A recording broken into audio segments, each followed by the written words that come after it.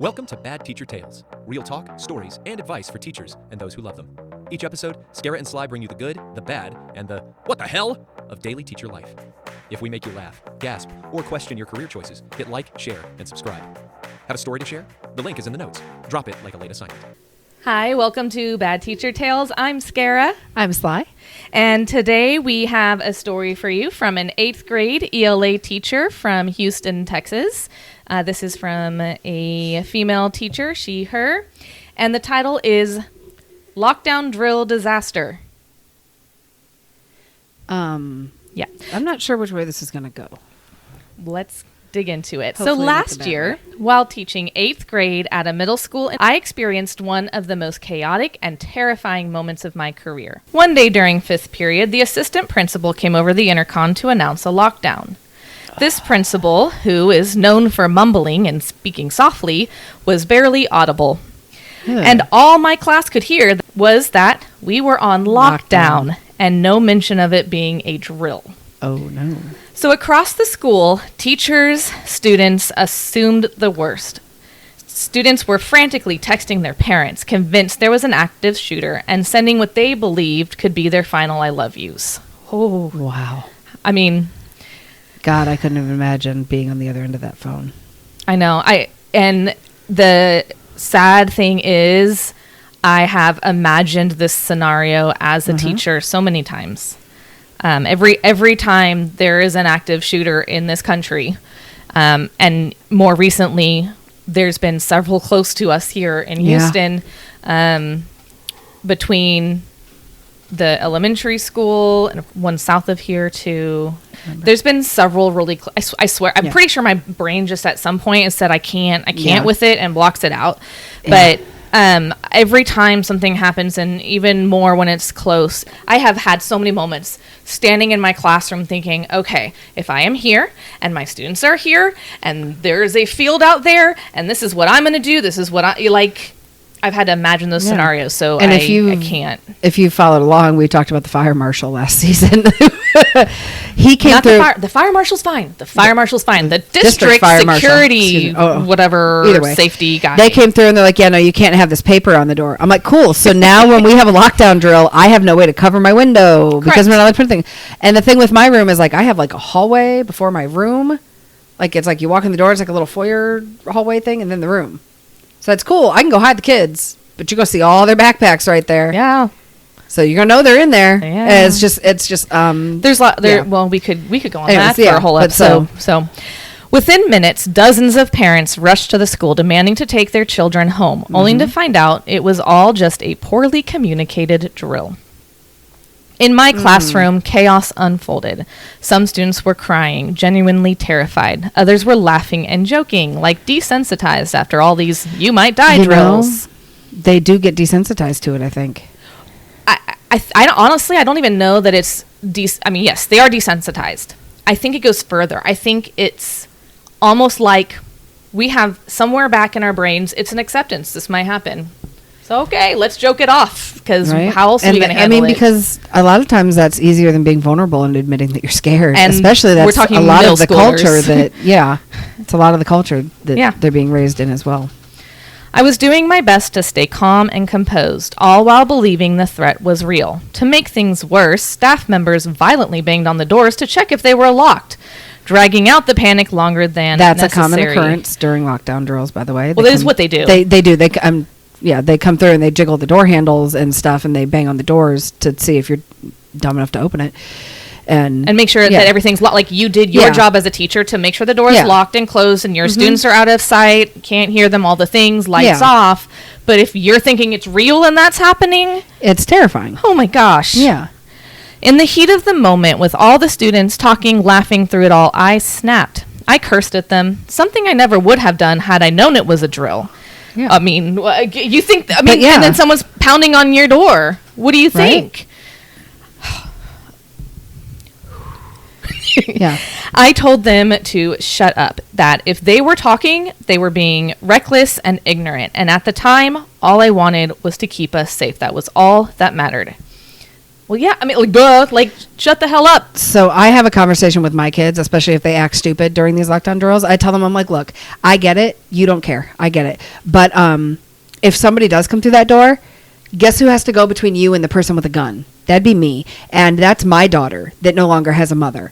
So I don't find this funny because it's my daughter who doesn't have a mother anymore. Yep. And it's you that gets to watch someone get shot in front of you. So this is not a joke to me. Mm-hmm. And it never will be. And it's not a joke to your parents who are freaking out. It's not a joke to anybody. So maybe stop. Yep. And so after I have that conversation and kind of make them realize that, like, oh, that somebody actually does have to go in between us if this is a real thing, that they start to kind of process and realize, okay, this is not a joke. This is not funny. And here's why, like the real world consequences of it. Because right now they just see it as a drill. It's who cares. But they don't realize you do what you practice. If you practice goofing off during it, you're going to goof off during the real thing. Exactly. Yeah, and that's pretty much the same conversation I've had with mine, is your parent might get you back. But, like, I am on the front line here. So let's have a little bit of respect for me choosing to do this for you. Mm-hmm. Yeah. And I've told my students, and because I've thought of it, like, what choice am I going to make? Yeah.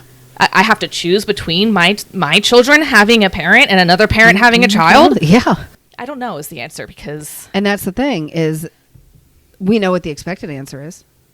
And that's probably what I would end up doing. Exactly, because we're here for the kids. Yeah. That's why we're here, yeah. Despite what a lot of people say and think. But, like...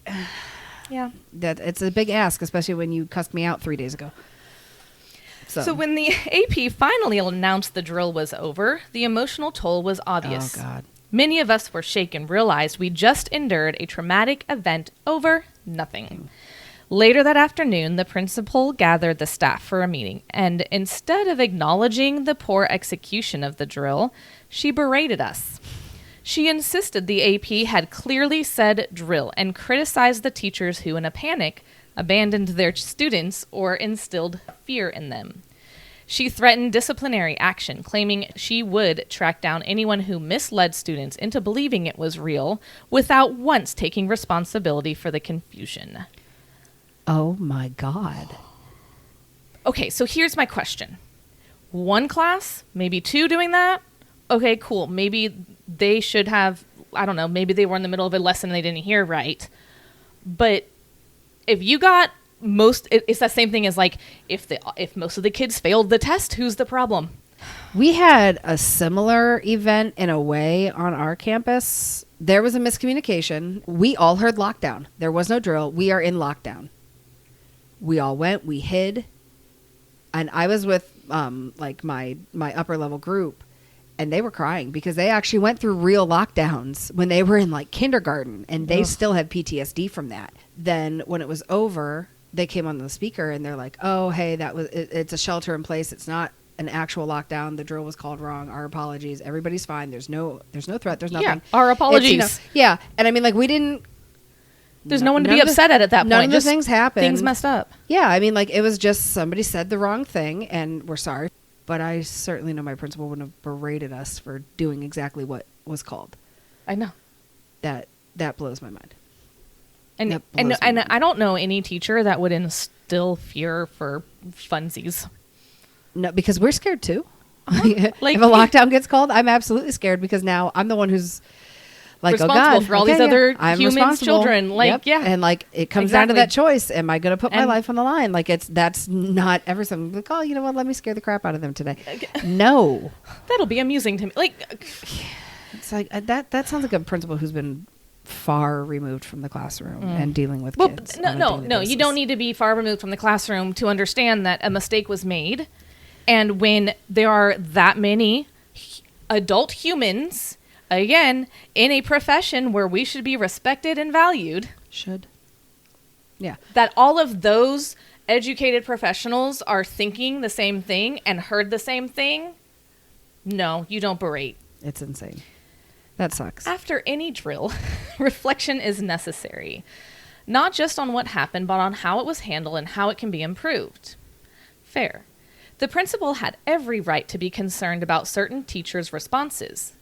But publicly reprimanding the entire staff was not only inappropriate, but deeply unfair. This was the moment I knew I would not be able to stay there as a teacher in the coming year. Principal can make or break a school. They really can. The real issue was communication. The announcement was unclear, and many students and teachers simply didn't hear the word drill. In a world where real threats are tragically common, assuming the worst isn't irrational. It's a survival instinct. We reacted based on what little information we had. I mean, that's exactly it. What you should do. Better safe than sorry. Is that not what we're taught our whole life? Exactly. Would you rather 100%. Me hear lockdown and be like, oh, it's probably a drill, let me not take it seriously, and then it actually be a thing? Right.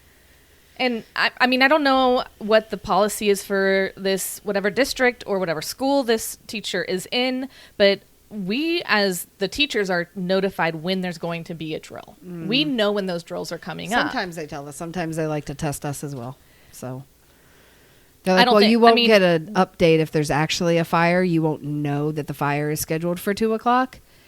That the breaker box is going to erupt at 2:00. So but you have to know what to do. Practicing is knowing that you're practicing because it's going to be real or could be real. But yeah. It's, okay. But that was their rationale. I do get the rationale. Mm-hmm. However, and I do feel like I talked about this maybe in an earlier episode, but my own daughter, I had a meeting with the chief of police for our district when she was in kindergarten because she had a lockdown drill and she didn't know it was coming. I didn't know it was coming. She already has sound sensitivity and her general anxiety. And she, of course, had to know why she was having this drill. So I get a child at night that asks if she's going to die at school. That's right. And it was a whole other thing. I could go on and on and on about it. But I ended up going through channels and finally just saying, hey, I need the chief of police to sit down and have this conversation on why maybe it's important for the new kids, the kindergartners, to at the very least give their parents a chance to have that conversation with them prior. And his whole thing was, well, you're a parent, you should have known that. I said, oh, no, sir. No, because I'm not going to start a conversation that I know is going to worry and scare the living shit out of my student going into school. My child, yeah. Right. Like not like kindergarten child, right? Is traumatic for them to begin with. Right. And then she has generalized anxiety. If I have this conversation at the beginning of the year, she's not going to go to school. Yeah, no. So, no, I should have been given the respect as her parent to say, hey, this is coming up next week. Yes. Whether you choose to talk to your child about it is up to you. Well, I mean, they do, though, on other things. Like when it comes time to watch those, like, here's your puberty video. Like, we have to sign releases that they're allowed to watch that in a certain grade level. Well. And we have to sign releases that they are taught about STDs and stuff in health class in middle school. The parents have to sign off on those things. And they can't sign off on the drills. That's fine. Yeah, but they need a heads up. Like, it's a heads up for them. Like, hey, next week we're watching the puberty video in 3rd grade. Just know that it's happening. Or 4th grade. Know that it's happening. If you want your child to be, taken out of it and not watch it, sign here, which obviously you can't do with the drills, but the heads up. And that needs to go out on paper through Skyward, through Schoology, through every channel, because and at least I have parents don't read. That's fine, but sometimes. At least I am given the opportunity as a parent to choose whether I have that conversation with my child first. Yeah, and I'm realizing. Sorry, go ahead. And the conversation that was had at her school gave her ideas that she was going to die at school, that if she was on the playground, she had a dream after this, that she was crawling on the ground to get to me. That's great. A kindergartner, let's remind you, is a 5 or 6 year old. So that's a lot. It's a lot. One of the things that I'm realizing this year, and it was triggered by something someone said to me about their child, and it has to go back to the flooding that happened. And she's like, my daughter's older now, so I'm not as worried about it. But if my daughter was that age, and my daughter is around the age of a lot of these girls that went missing, she's like, I don't know that my daughter would have known what to do. She would have sat in her bunk and cried. And I'm like, so would my kid. So I'm now realizing that I need to change up, because I have not wanted to shatter my daughter's innocence. I have wanted her to stay innocent as long as I possibly could. But I've had to start changing tactics this year. I need to start prepping her. So like before she went to the zoo, like I taught her like, hey, here's what you do if someone tries to grab you. Like I taught her like you fall on the ground and you grab one leg and wrap your legs around the other so they can't walk and they fall and then you can get up and run. But like we talk about that. Mm-hmm. And I am now going to have to start having conversations with her like, hey, if there's a flood, what do you do? Like, we're going to start having those conversations. Like, you don't just sit in your bed and cry. You need to take action to save yourself. Mm-hmm. Not that would have necessarily helped in the Kerr County floodings, because that was catastrophic and something completely different. I don't think the adults knew what to do. Yeah, but, I don't. That was a completely but different disaster. The idea is that we're having to prep our kids for things that you never thought. And coming to the lockdown, I don't think I ever would have last year told her like, hey, if you're in a room with an open shooter, like maybe find one of your friends that got shot and put their blood on you. Mm-hmm. Like why would we have to say that to our child? Exactly. But that's a conversation I'm going to have with my kid this year. Because she's in third grade now. Like it's getting older. Like I remember my third graders and they started to have beef with each other. Mm-hmm. And so like, this is a conversation we're going to have this year. And I'm going to have to shatter this little girl's innocence. And it's killing me as a parent. I think while I understand your viewpoint, I think they can often handle more than we give them credit for too. I'm sure. So I do understand that. That doesn't mean that you're taking her innocence away. I think you're equipping her. And I understand it to be that, but it's also just like, oh, she's no longer going to see everybody in the world as a good person who cares. She's going to start to understand that there are some nasty people out there. Mm-hmm. And so I'm like, okay, we're going to need to start having different conversations. And maybe knowing that not just be friends with everybody. You've been able to do that for her until now. Has been nice. That's not most kids. I don't think. I mean, I had to start having those conversations with my own, obviously in kindergarten, because she asked questions about everything. There's a drill. What is it about? Why do I need to know to do it? What happened? Okay, if we're going from inside to outside, what happens if the person's out? Like those were the questions at 5 she was asking. If the shooter's outside, that teachers ask during the PDs about this. She's my 5-year-old was saying, well, if the threat is outside, what do I do? What happens if I get shot, mommy? Mm-hmm. Like those were her questions. Yeah, no. And so and she has just always had those type of bigger outside of herself type of questions. I wish she was able to be a child longer. Yeah. But anyway, back to our story. Yeah. In what teachers believed was a real active shooter situation, they had mere seconds to make decisions under extreme stress. Expecting perfect composure in that moment is both unrealistic and dismissive of the emotional toll these drills take. Yep. Instead of assigning blame, the administration should have used that meeting to foster an open discussion about improving safety protocols. Their approach damaged morale, eroded trust, and discouraged staff from speaking up. Mm-hmm. Accountability must be shared. That means reevaluating how announcements are made, ensuring drills are clearly communicated in advance, and handling follow-ups with transparency and empathy. Uh-huh. Teachers shouldn't be scapegoated for reacting to a situation they were led to believe was real. They should be part of the conversation. You should also assume your teachers have the best interests of the kids at heart and like assume the best intentions rather than being like, oh, you took this opportunity to torment children. Like maybe assume the best. Like, oh, okay, maybe they did just mishear it. Maybe we messed up. Maybe they genuinely just didn't hear it. They weren't trying to ignore it. Right. And if it's that many, then they didn't. Then it was a bad call. If it's more than like 2 or 3. Like, it was a bad call. Yeah. At the end of the day, teachers are human. Fear and uncertainty bring out raw emotions, and while professionalism matters, so does recognizing the psychological impact these drills have. Mm-hmm. We should stay professional, but if I'm thinking there is someone with a gun walking around my campus, you think I'm going to keep my mouth from running and telling that kid wants it to be a joke? Oh, hell is not the word I will be using, right? No.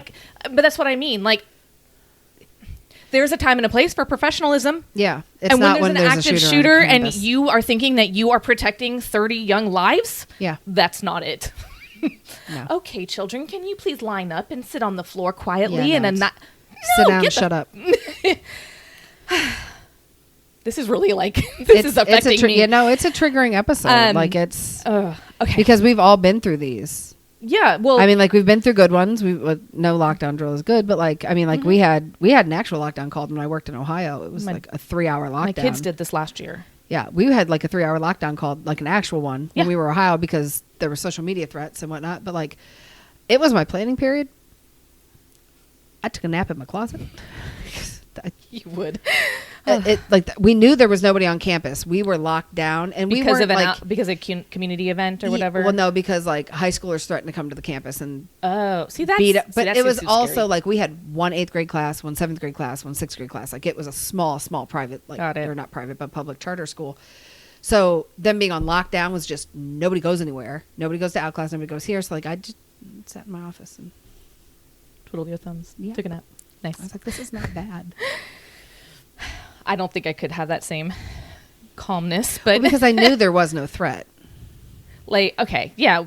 They weren't going to get in the building. We had officers on campus and around the school. Right. We knew nothing was going to happen, but they put us on lockdown for safety because, you know, better safe than sorry. Right. And I think that's what happened with my kids' school went on lockdown because I think of a community event. But anyway, remember this, not only this, but they had them pounding on the doors. That's true, yeah. So they're thinking it's real. There's someone coming down the hall. So anyway, instead of threats and punishment, what's truly needed is support. Not just here, across the board. Like mental health resources, debriefing sessions, and training that prepares staff, not just for the logistics, but for the emotional weight of the emergencies. I think after that one, point. They probably should have called the students to grade level assemblies and talked with them and let them know because they need to hear it from because and by you mean admin need to hear. So like after our mishap, like they got on the loudspeaker, they took accountability, they said, this was not, it was just called wrong, nothing's going on, nobody's on campus, everybody's safe, you are all fine. They went on and did that, but like after you did that and there was all the things and you didn't address it, later on that night there was also an email that went out to parents. But the kids didn't need, after that situation, the kids didn't need an email to go out to parents. No. They needed you to pull all the 6th graders, all the 7th graders, all the 8th graders, and debrief all of them and let them all come down. And then you also needed to have the counselors available for the students who have been through things and needed to talk. Yeah, because it sounded like it was a legit traumatic event for not just the students, but the teachers too, and then berating But we're also expected to just take it and carry on. I stuffed my feelings down to be strong for my kids because they needed me. And they're not grown adults. Yeah, and that's your role as an educator. Right. So, I mean. Lockdown drills didn't become a thing until. Recently. Technically, till I became a teacher. I mean, like, we had lockdown drills in high school, but they're vastly different than what we are now. The first lockdown drill I ever went through was 9/11. They weren't practiced because they weren't needed in our day. But then 9/11 happened. We got put on lockdown for like 3 hours. And then after that, we would occasionally go on like 20-minute lockdowns, 20, 30-minute lockdowns. But we knew why. And it wasn't like a lockdown the way they know it now. It was, everyone stay in your room. No one goes to the bathroom. The drug dogs are coming into the school to sniff the lockers. And then you're also going to stay in the school while we go sniff the parking lot. That was what our lockdowns were. It wasn't this. It was never this. Okay. We never thought this was a thing. That's what I mean when you said during 9/11. I'm like, well, but what was the purpose of you having them before 9/11? Yeah, well, when 9/11 hit, I was a freshman, and it was September. So when I say they didn't happen until high school, that was my first experience was September of my freshman year. So then we had them occasionally after that when they came to sniff for drugs. See, we didn't have lockdown drills thing we had were earthquake drills, and then there was this point in time after Columbine where something would happen or someone would pull a fire alarm or there'd be a bomb threat, which happened way more often than it should have, and we had to go out to the field. Yeah. But I don't remember ever we had one instance for weather where we had to like put our head. Oh no, it wasn't even weather. You know what it was? It was chemical. It was like a chemical spill drill, which it was ridiculous. We had to like put our heads down on the desk. It was. Still on this side of it don't understand what the purpose was, but And then we earthquake. had tornado drills like. Well, that makes sense. That's what I thought you were going to tell me. But and it was interesting. We'd only practice them during tornado season, so we'd kind of get it like the first couple months, like up through like October when it kind of rained, and then it started snowing and no tornadoes. But then we'd start them back up in March. So we didn't do them at all in the winter, but we'd start them back up in March when it starts raining again, and because we get some nasty weather up there. I've lived through probably 5 tornadoes in the time I lived in Ohio. Like serious ones. Yeah, like we were playing softball, and we were trying to take my friend home. Boop. Trees down. Okay, go over to the next road. A little bit farther down the road, trees down. Oh my gosh. Got to her road. Tree was down just past her driveway. Oh my gosh. So we literally got to follow the path of the tornado. Could you not see it? No. We were out driving. Going back from a softball game. You couldn't see a tornado. I don't understand. Nobody saw the tornado that touched down here. Do you remember your yard? I wasn't here. I know. But nobody saw it. I don't think it everybody was inside. Yeah, I don't think it actually touched down. I think it started to. I don't know. Like her barrel hit me so hard. It was bad. I've only had one tornado scare when I was on my way to Missouri, and I think we were in Oklahoma at the time, and we had just happened to stop at Walmart, and there were 3 they were already touchdown tornadoes that were in the area, and we didn't know until they stopped. And I had gone in, or I was going to go in alone to go grab whatever it was I needed, right? And so I get to the doors, and they're like, "You can come in if you want, but you're not going to be allowed back out." And I'm like, "Why?" It's a trap. I'm like, "Why?" They're like, "You can go to the back, and you can stay here, or you can go back to your car. Those are your choices." I'm like, okay. And then I was like, I don't know, 16 something. Yeah. I'm like, oh my God. And then I go back to the car, Mom, Fair. we're going to die. Can we go? I feel like I begged them. Can we go inside Walmart? Right? Because you don't know. They wanted to keep driving. I got to a point where I'm like, stupid thing to say, and please God don't smite me for this, but I'm kind of callous to tornadoes because I've lived through so many of them. Well, I'm callous to earthquakes, right? I'd rather I was in Northridge earthquake. I'd rather an earthquake than a hurricane. That's facts. So with that, I'm going to ask you if you have any stories about lockdown drills that you've experienced, real or otherwise, or even any other drills. Then write in, let us know. Yeah. Well, I was going to say lockdown because we are talking about education. We went off on a tangent. Yeah, but on still, drills, but if you want to share, I will read them. I mean, if you've gone through a tornado drill and actually had the tornado hit your school, that's still. Oh yeah, right. Yeah, I mean that falls right in line with the flooding in the schools in Houston. Yeah, around Harvey. During Harvey. Yeah. Thankfully, we weren't in school for that, but no, kids were in school. Oh no, there were kids. Yeah, because I remember in Houston there was a couple times I've gotten. I remember the video. People got stranded on campus for 2 days at one point. I remember watching the video of the kids trying to make it out of the school as the water was flooding. That's insane. Yeah. But anyway, so let us share us your lockdown stories. And even superintendents, if you're watching and you want to write in and give us, because I know as teachers, it's for me personally, I'm not going to speak for you, but I get frustrated when it's past 5, 6 a.m. and I don't have an answer about whether I have to report to campus or not. Can you give us some insight as to what it is that you have to wait on, what determines that, what you take into account when you cancel school, and why we wait so long? Actually, I'll write that down as a note because I am in contact with the superintendent, and that is something that I can ask her. But that does remind me, I don't want to hear from just educators or just teachers, right? I want educators. And to me, an educator is a principal, a superintendent, a lunch person, the crossing guard. You can, if you have a story and you work in education, then this is your platform. So let us know if you have anything you want to share, and we'll see you next time. Bye. Bye. In today's episode of Bad Teacher Tales, if we made your day slightly better, or your job seemed slightly less absurd, hit like, share, and subscribe. Your support keeps us caffeinated and somewhat functional. Want to share your story anonymously? The link in the notes is open 24/7, something your planning period can only dream of. Just kidding, those don't exist. Stories from all corners of education are welcome. Anyone who witnesses the madness and magic, we want your tales. Follow us on Instagram and TikTok at @BadTeacherTales to drop your tales, memes, and coping strategies. Got suggestions, comments, questions, or topic ideas? Email us anytime at badteachertales@gmail.com. Unlike Teachers on Fridays, we actually read them. See you again soon. Try not to quit before then.